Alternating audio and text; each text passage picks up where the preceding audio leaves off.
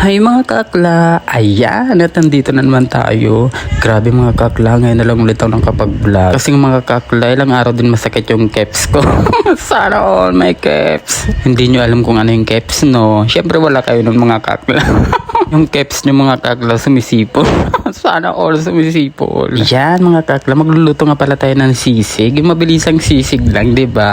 Ayan, iiwain muna natin yung sibuyas. Siyempre mga kakla, kailangan din natin ng sili. Tapos kailangan natin ng kalamansi. Tapos ayan, diyan na lang natin siya isasalang mga kakla para mabilis siya, 'di ba? Kasi nga mga kakla, yan talaga yung nilulutuan pag nagsisisig kayo para mabilis, 'di ba? Yan mga kakla, pag naisalang na natin yan, ilagay na natin yung sibuyas. Halo-haluin lang muna natin yan mga kakla. Pag alam niyo na mga kakla na medyo luto na yung sibuyas, ayan, pwede na natin ilagay yung sili. O 'di ba mga kakla, ang sarap ng sili. Hindi ko nga lang masyadong dinamihan mga kakla yung sili diyan kasi si Mr. Diyos ko ayaw ng maanghang. Sabi ko nga kumain kayong maraming sili kasi pampalibog.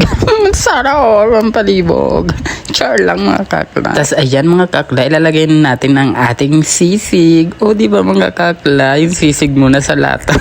Pero mga kakla, grabe, masarap yan siya mga kakla. Parang nagluto ko na rin ng totoong sisig. Masarap yan mga kakla pag pulutan, ganyan. Tapos pwede mo rin naman siya ulamin, di ba? Lalo pag yung mabilisan lang, tapos medyo nagtitipid ka kasi wala ka ng pera. O di ba mga kakla, nakakain ka na ng sisig. O di ba, napakasarap pa naman yan mga kakla. Syempre mga kakla, ayan, halo-haloin muna natin. Tapos antayin natin pag medyo luto na siya, ayan, pwede na natin lagyan ng itlog. Tapos mga kakla, ayan, haluin ulit natin. Depende naman kasi sa yan. Yung iba kasi hindi na ganong hinahalo, di ba mga kakla? Pag yung gusto mo yung hilaw pa yung itlog, ayan, huwag mo masyadong haluin.